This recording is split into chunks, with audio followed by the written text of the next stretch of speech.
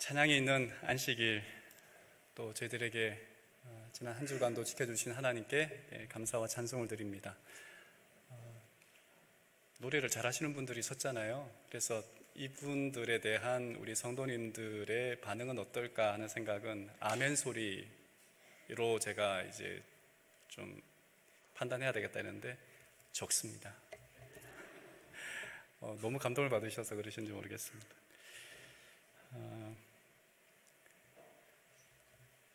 우리는 누구나 인생에서 승리를 원하고 좋아합니다. 학생들은 시험에서 좋은 성적을 얻기를 원하고, 청년들은 취업과 그 경력에서 또 다른 사람보다 뛰어나기를 원하고, 또 가정을 일구거나 또 어떤 경지에 오른 성인들은 그가 맡은 일에서 또 칭찬받고 또 자부심을 얻기를 원합니다. 모든 사람들이 성공을 원하죠. 그런데 이 성공을 바라는 사람들에게 포기하라라고 하는 그 말은 아마 우리를 당황하게 이렇게 만들 겁니다.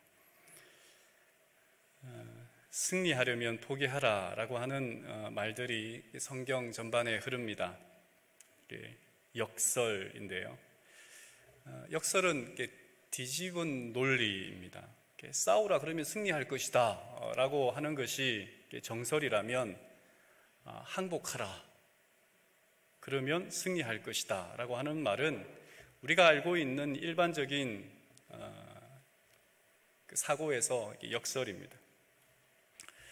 예수님은 자주 역설적으로 말씀하신 것을 우리가 잘 알고 있습니다. 산상수훈의 내용이 대표적이라고 말할 수 있을 텐데요. 가난한 자와 애통하는 자를 하나님은 좋아하신다 말씀하시고, 그리고 넓은 길보다 좁은 길을 이렇게 걸어가라라고 하신 예수님의 말씀 우리는 기억합니다. 이 역설을 이렇게 마냥 무시할 수 없는 것은 하나님의 말씀 때문인데, 그러면 이 역설을 또 무시할 수 없는 이유는 그렇게 하라 하신 그분이 이 세상에 또 이 우주의 창조주이시고 유지자이시며 그것을 약속하신 것을 이루시는 분이기 때문에 그렇습니다. 그런데 가만히 생각해 봤는데요, 이 말이 포기하라, 승리하고 싶으면 포기하라라고 하는 이 말이 굉장히 어려운 말이에요. 제 삶 속에서도 자주 넘어지는 지점이기도 합니다. 오늘은 여호수아 5장 2절에서 15절에 있는 말씀을 본문으로 삼아 승리를 원한다면 포기하라라고 하는 제목으로 말씀을 나누고자 합니다. 여호수아 5장 2절에 있는 말씀입니다. 그때 여호와께서 여호수아에게 이르시되 너는 부싯돌로 칼을 만들어 이스라엘 자손들에게 할례를 행하라 하시매. 하나님의 지시는 부싯돌로 할례를 행하라라고 하는 것이었습니다. 근데 이 말씀을 하실 때의 상황은 여리고라고 하는 지역의 전투를 앞두고 있는 상황이었습니다. 요단강을 건넜습니다. 가나안 땅에 들어왔습니다. 근데 여리고 성을 앞에 놓고 하나님은 상식밖의 명령을 하시는 겁니다. 할례를 행하라. 할례를 행하라라고 하는 것은 어떤 외과수술적인 어떤 부분이지 않습니까? 그러니까 할례를 받은 남자들은 최소한 며칠 동안 힘을 쓰지 못합니다. 그러니까 전쟁을 하지 못한다는 게 말입니다. 실제로 8절을 보면 모든 백성에게 할례 행하기를 마친 후에 그들이 회복될 때까지 움직이지 못하고 진영 안에 있었다라고 이야기를 합니다. 굉장히 위험천만한 이야기입니다. 적진을 앞에 놓고 남자들이 힘을 쓸 수 없는 상황을 만들어 버린 것, 그것을 하나님은 명령하셨습니다.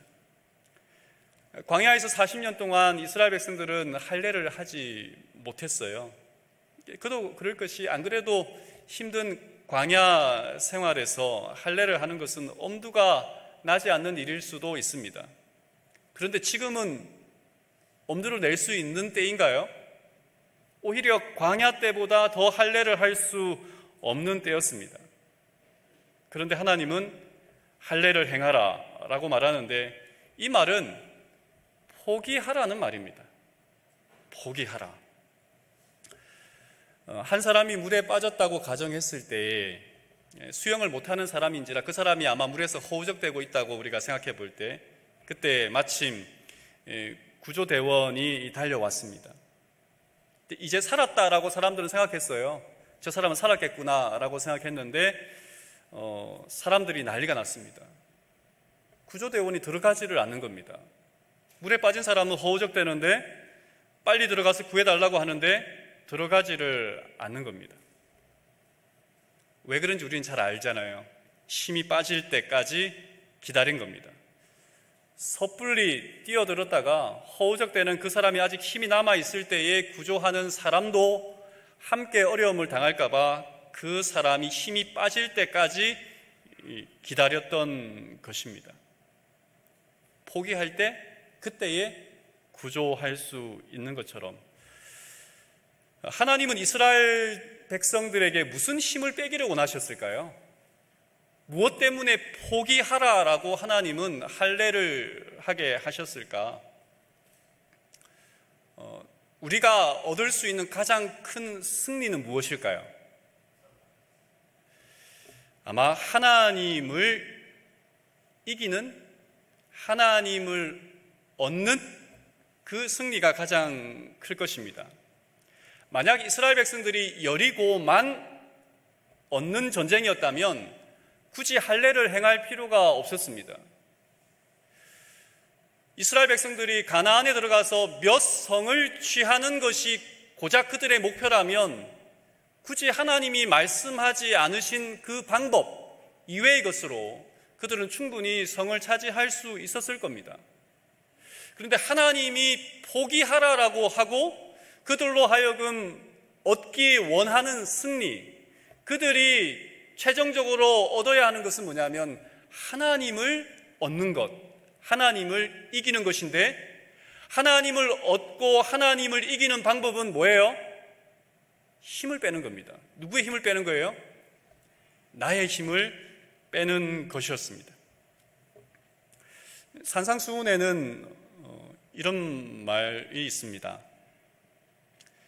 해야 할 일들을 스스로의 손으로 처리하고 성공을 얻기 위하여 자신의 지혜를 의지할 때는 하나님께서 맡기지 않으신 짐을 지며 그분의 도움 없이 그것을 나르려고 애쓰게 된다. 하나님께 속한 책임을 우리가 짐으로써 사실상 자신을 하나님의 위치에 두는 것이다. 뭐 이런 거잖아요. 아이들이 집에 어린 자녀가 있는데 그 자녀는 무엇하면 되는 거예요? 자기가 해야 하는 일을 하면서 또 그 나머지 일은 부모가 해줄 것을 맡기면 되는 거예요. 그런데 본인은 학교 다니면서 밖에 나가서 부모가 버젓이 있는데 일을 하고 또 집에 와서 밥을 하고 설거지를 하고 청소를 하고 부모가 할 모든 일들을 다 한다면 하나님께 속한 책임을 우리가 짐으로써 사실상 자신을 하나님의 위치에 두는 것, 그러니까 하나님이 해야 하는 일을, 하나님이 하실 수 있는 일을 우리가 함으로써 하나님의 위치에 우리를 두게 되는 것, 이것도 우리의 실수입니다. 굵은 글씨를 보면 그러나 하나님께서 우리를 사랑하시고 우리에게 유익을 주고자 하신다는 것을 진정으로 믿을 때 장래를 위하여 염려하지 말아야 한다. 우리는 내가 계획하고 실행하고 통제할 수 있는 것이 실력이라고 말하고 능력이 있다라고 생각합니다. 그렇게 우리는 살아갑니다. 그렇다 보니 우리는 하나님 앞에 포기하는 것, 나 자신을 포기하는 것을 굉장히 어려워합니다. 부모는 자녀를 절대 포기하지 못하죠. 포기하지 말아야지만, 그러나 자녀가 내 말대로, 내 계획대로 가야 하는 것처럼 포기하지 않는다면, 결혼한 사람들이 배우자를 간섭하고 그 사람에게 자유 없이 포기하지 않고 끝까지 그 사람을 억압한다면, 학생들이 마땅히 공부해야 하지만 점수에 매여서, 어떤 등급에 매여서 그 자신을 옭아매고 있다면, 청년들이 걱정하고 염려하고 바라는 직장 문제와 결혼 문제를 앞에 놓고 여러 계획을 하겠지만, 이런 문제 앞에 근본적으로 우리가 무엇을 먼저 해야 할까? 우리의 계획과 또 우리의 생각이 물론 들어가야 합니다마는, 그런데 하나님이 하실 수 있는 그 일들을 뭐 해야 돼요? 내어드릴 수 있는, 그래서 어떤 부분은 우리가 하나님께 온전히 맡길 수 있는, 포기할 수 있는 그 자리를 내어주고 있는가 하는 생각을 해보게 됩니다. 여호수아 5장 9절에는 여호와께서 여호수아에게 이르시되 내가 오늘 애굽의 수치를 너희에게서 떠나가게 하였다 하셨으므로 그곳 이름을 오늘까지 길갈이라 하느니라. 할례를 마치고 회복된 후에 하나님께서는 여호수아에게 중요한 한 말씀을 더하십니다. 그 말씀은 9절에 있는 말씀인데요, 길갈, 그리고 거기서 애굽의 수치를 떠나가게 하겠다라고 하는 겁니다. 두 번째 포기할 것은 이력입니다. 9절에서 언급하신 애굽의 수치라고 하는 것은 그들이 과거 애굽에서 노예로 살았던 그 삶이었습니다. 물론 노예로 살았기 때문에 수치라고 이야기할 수도 있겠습니다. 그러나 정말 수치였을까요? 애굽이 이스라엘 백성들에게 부끄러움만 남게 하는 장소였을까요? 요셉이 총리가 되어 애굽을 갔을 때에 그들에게 애굽은 자랑이었고 그들의 명예였고 또 그들에게 있어서 기회였습니다. 물론 나중에 그들이 노예가 되었지만 노예가 되었다고 해서 일만 했나요? 그곳에서 사랑도 있고 그리고 성과도 있고 가정도 일구고 자녀도 성장하는 것을 통해서 그들에게는 애굽은 수치라고 하기보다는 그들의 삶의 전부였다라고 해도 과언이 아닙니다. 그런데 하나님께서 그 애굽의 수치를 굴려라라고 이야기를 하고 있습니다. 수치를 굴려버린 장소가 이게 길갈입니다. 길갈은 현재, 그러니까 애굽은 과거의 일이라면 길갈은 현재 내가 딛고 있는 이 시간, 지금이라고 하는 시간 속입니다.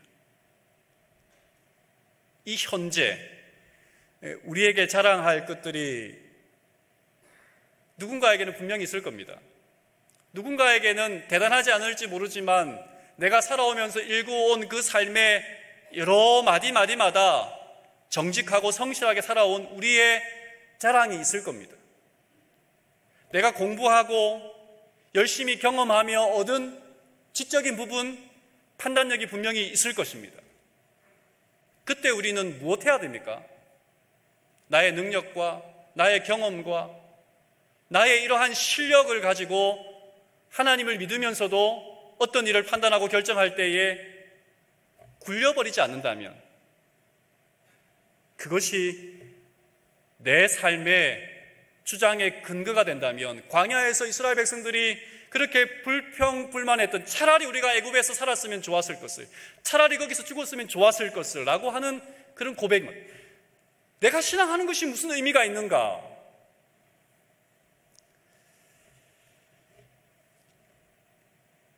길갈에서 애굽의 수치를 굴려라 라고 하는 것은 나의 자랑을 내려놓는 것입니다.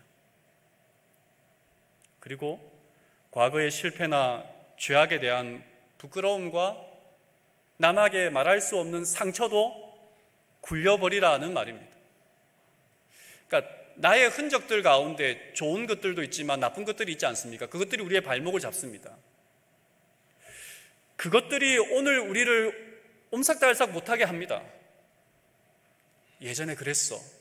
내가 이러고도 어떻게 자녀들 앞에서, 내가 이러고도 어떻게 사람들 앞에서, 내가 어떻게 누군가에게 그런 말을 할 수 있겠어라는 그것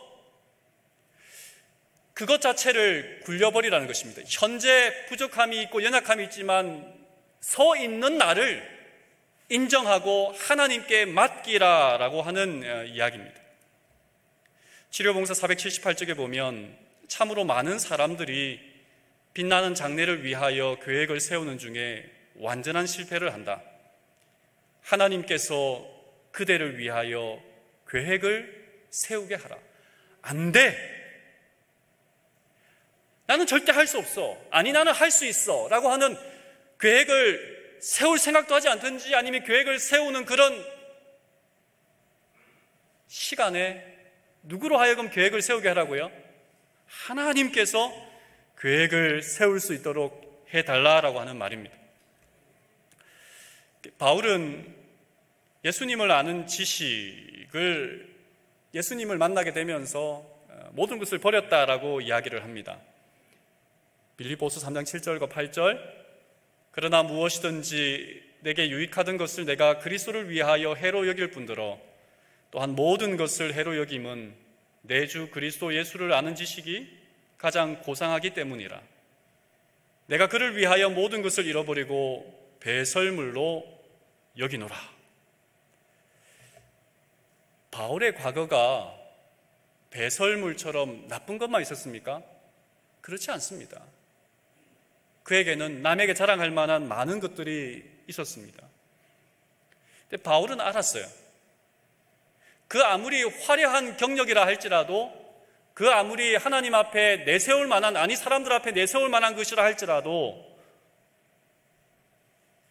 하나님 앞에서 그것은 아무것도 아니다라고 하는 것을 알게 된 것입니다. 버려야만 더 귀한 것으로 채울 수 있음을 알았어요. 하나님이 이것을 채우기 위해서는 내 것을 비워야 하는 것입니다. 쓰레기통도 마찬가지죠. 쓰레기통에 또 다른 쓰레기를 버리려고 하면 뭐 해야 돼요? 쓰레기통을 버려야만 더 많은 것을 채울 수 있습니다. 우리가 더 많은 음식을 바구니에 채우려면, 더 많은 과일을 채우려면 거기에 있는 것을 나누어주거나 없애야만 채울 수 있는 것입니다. 나를 비우지 않고 하나님을 채울 수는 없기 때문에 바울은 나의 모든 것은 뭐다고요? 배설물처럼 아까워하지 않는다라고 이야기를 했습니다. 세 번째 포기는 여호수아 5장 13절에 여호수아가 여리고에 가까이 이르렀을 때에 눈을 들어본 즉 한 사람이 칼을 빼어 손에 들고 마주 서 있는지라 그랬어요. 그래서 여호수아가 묻습니다. 우리 편이냐 아니면 적군의 편이냐라고 묻는 것입니다. 세 번째 포기는 나의 승리를 포기하라라고 하는 부분인데요. 13절에서 15절에 있는 말씀을 보면 여호수아가 여리고성 가까이 갔을 때에 어떤 한 군대 장관을 만납니다. 범상치 않은 분임을 알게 되는데, 근데 여호수아가 묻는 거예요. 너는 우리를 위하느냐? 우리의 적들을 위하느냐? 전쟁을 앞둔 장군으로서 이스라엘 전체를 대표하고 통솔해야 되는 대장으로서 이 긴박한 상황에 상대 정체를 파악하는 것은 본능적인 것입니다. 그랬을 때에 돌아온 대답은 이것입니다. 그가 이르되 아니라 나는 여호와의 군대 대장으로 지금 왔느니라 하는지라. 여호수아가 머리를 숙입니다. 하나님의 군대 대장, 푸주와 선지자에는 예수님이라고 표현했습니다. 근데 이 군대 대장의 표현이 뭐라고 되어 있냐면 나는 너희 편도 아니고 적군 편도 아니고 누구 편이라고요? 하나님 편이다라고 하는 것을 알게 되었습니다. 그랬을 때에 5장 14절에 여호수아가 이렇게 묻습니다. 내 주여, 종에게 무슨 말씀을 하려 하시나이까?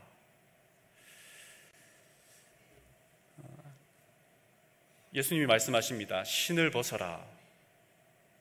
이 부분은 우리가 좀 설명할 것은 아니고요. 우리 편입니까? 적군 편입니까? 라고 물었던 이 이야기 속에서 우리는 항상 우리가 잘못하는 관점이 나옵니다. 하나님은 우리 편일까? 하나님은 내 편일까? 하나님은 내가 싫어하는 저 사람 편일까? 도대체 하나님 누구 편입니까? 라고 물을 때가 많이 있습니다. 이 말은 하나님은 항상 내 편이어야 된다는 생각을 가지고 있기 때문에 우리는 기도할 때 어떻게 하냐면, 하나님 저의 기도를 들어주십시오. 하나님 저 사람 말고 나를 세워주십시오. 하나님 우리 교회가, 우리 나라가, 우리 가정이, 우리 학교가, 우리가, 내가 라고 하는 부분으로 하나님께 때를 쓰듯 말을 합니다. 근데 하나님은 내 편도 아니고 적군 편도 아니고 누구 편이래요? 하나님은 하나님 편입니다. 언제나 하나님은 어느 것에 치우치지 않습니다. 하나님은 인정에, 혹은 하나님은 내가 나를 좋아하는 사람 편에 서지 않는다는 말입니다. 우리는 늘 하나님께 간구하고 하나님께 묻고, 그리고 내가 원하는 대로 되지 않으면 하나님은 안 계시다, 혹은 하나님은 나를 사랑하지 않는다라고 이야기를 합니다. 근데 하나님은요, 누구의 편도 아니에요.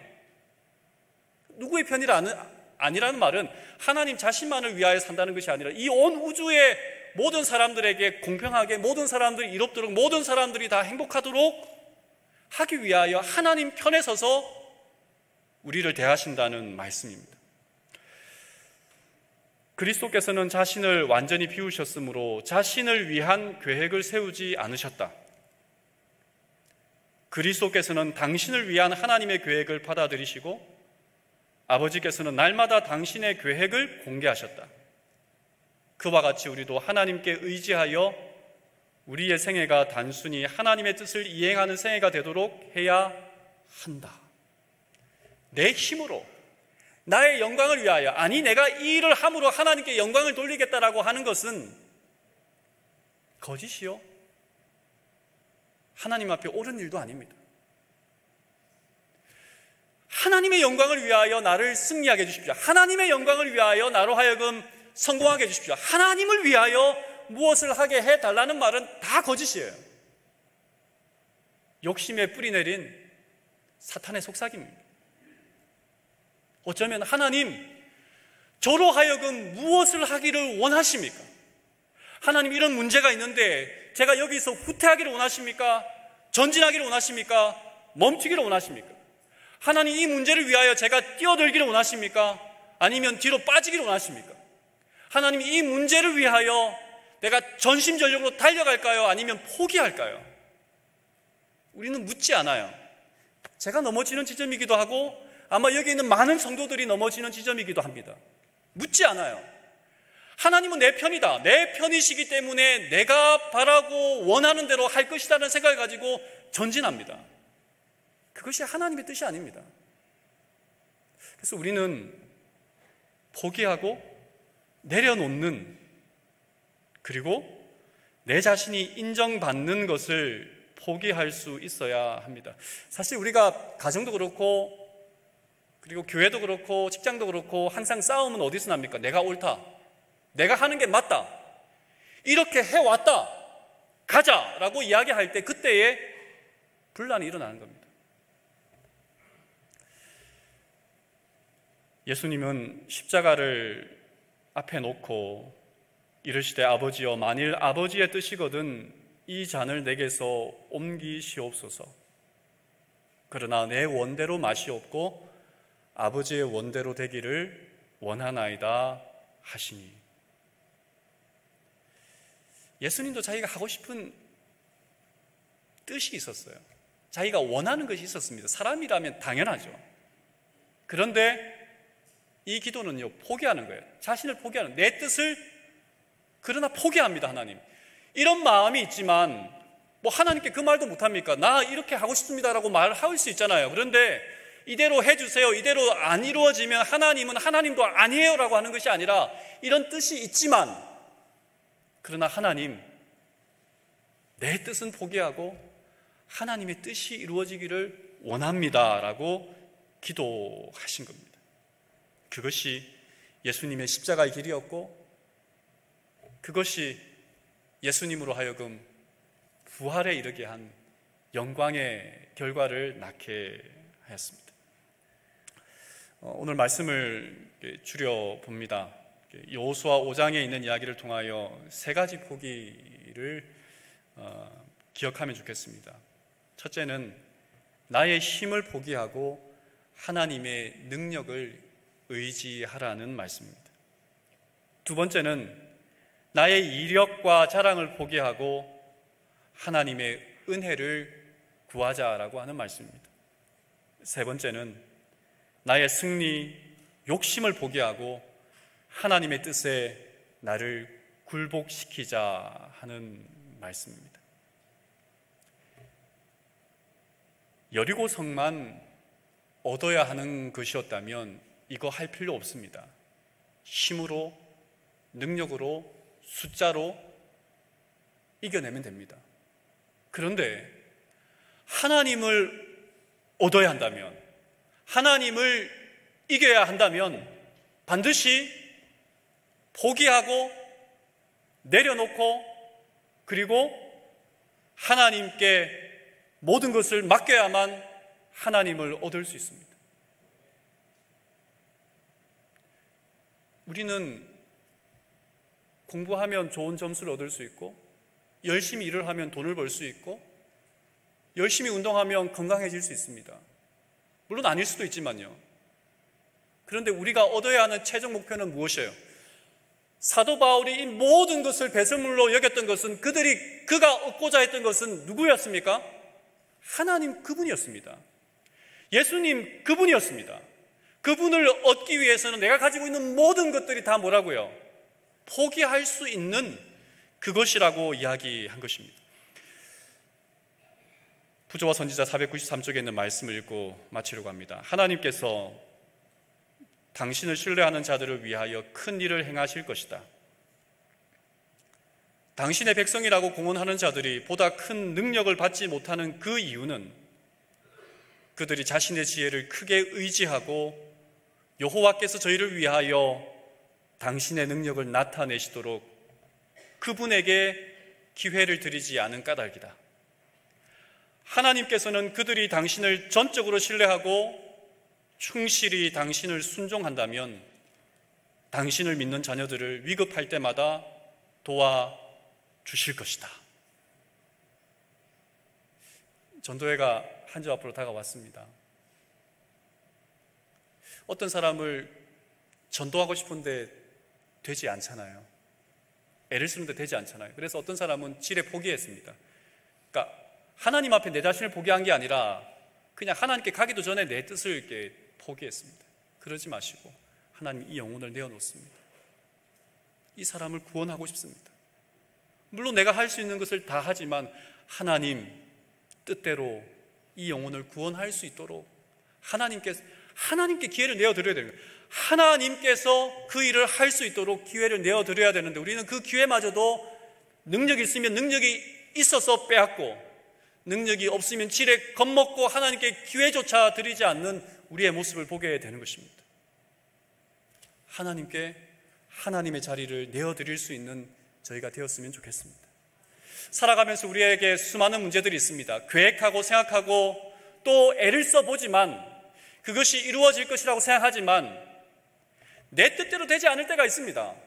그러나 그때마다 우리는 생각해야 됩니다. 하나님은 우리에게 가장 좋은 것을 허락하시는 분이시기 때문에 내가 원하는 방향대로 되지 않는다 할지라도 모든 것을 합력하여 선을 이루시는 그 하나님께서 지금은 이해할 수 없어도 하나님께서 분명히 이 일을 통하여 나에게 가장 좋은 것을 주실 것이라고 생각한다면 오늘 우리는 우리의 모든 계획을 하나님 앞에 내어놓고 뭐 해야 돼요?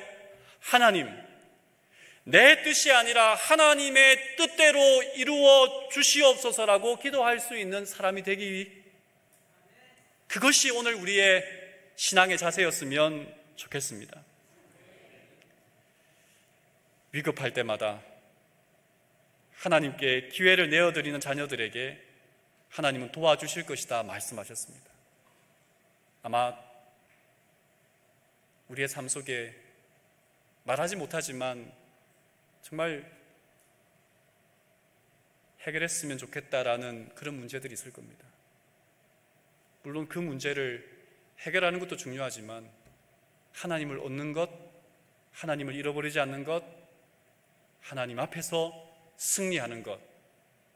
죽었습니다 하나님, 저를 하나님께서 뜻대로 하시옵소서라고 하는 그 신앙의 자세가 이 안식일을 맞은 우리 모든 별내 믿음의 식구들 개인마다, 가정마다, 또 이 교회에 함께 하기를 간절히 바라면서 말씀을 줄이겠습니다.